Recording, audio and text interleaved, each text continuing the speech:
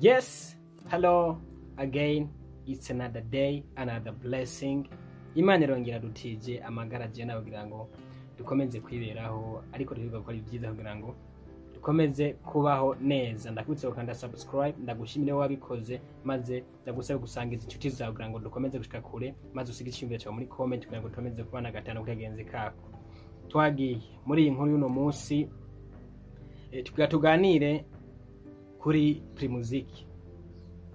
Primusic hari ibintu biriko biraba ariko ego nivyo kandi abanyempano barimwo ariko hari ibintu biriko biraba byerekana neza ko abenshi mu Barundi kuja mu mahiganwa bagenda batazi neza na neza ico barondera, bagenda batazi ikibajanye, bagenda bagiye gufinata cyangira ngo hari abana bagiye bashaka ijya visibility byibuze bakoreka rya kantu ko gufinata bizotume abantu babamenya.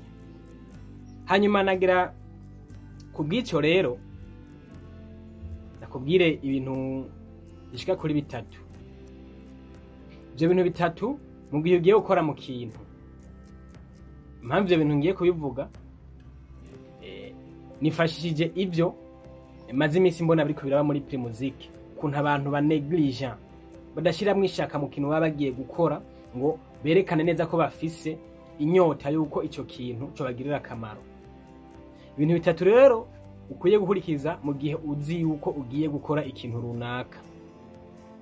Icambere uzokwamuzi neza yuko ico kintu ugikeneye, ukijemwe ari uko ugikeneye kandi ugikunze, wumve ko ico kintu byanka bikunda ariho urukiriro rwawe ruri,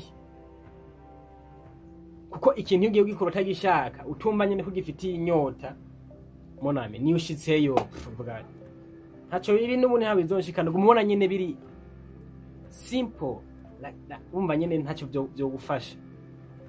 Cya kabiri tera intambwe kuko ico kintu naho ugishaka ntikizogusanga muhera cyangwa gusanga aho wicaye. Aho rero urumva nahawe kugira ngo tambuke ugisatire, genda winjiremo ico kintu uje kuraba kugira ngo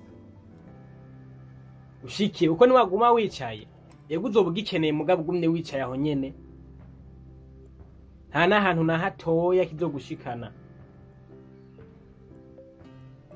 nta nahantu na hatoya kizogushikana ico kintu. Urumva naho uzobugikunze ugikeneye utagisatiriye ngo utere ntamugende uje muri ico kintu ugikore ntibikunda. Ikintu ca gatatu kizogufasha kugira ngo ikintu cyawe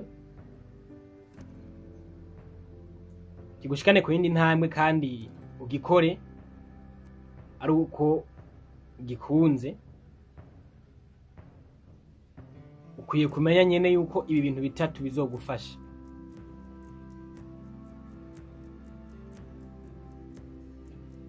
Cya kintu ni wamara ukijamwo gikora ugikunze n'umutima wawe wose n'ubwenge bwawe bwose, shiramwe inguvu, shiramwe ishaka, ugikore utitaye ku nyungu kizokuzanira, ugikore kubera ko wumva ukeneye kugikora maze inyungu gahoro gahoro zizoza bukebuke, kuko ntuzogikora uno munsi rimwe ngo ucubwo nyine ubona inyungu yacu cyangwa ucubona intuze amafaranga rufate n'imbarakazi. Oya, kora akazi urindire igihe kigire, uko n'umukozi yagiye gukora abizi ararindira bakamuhemba.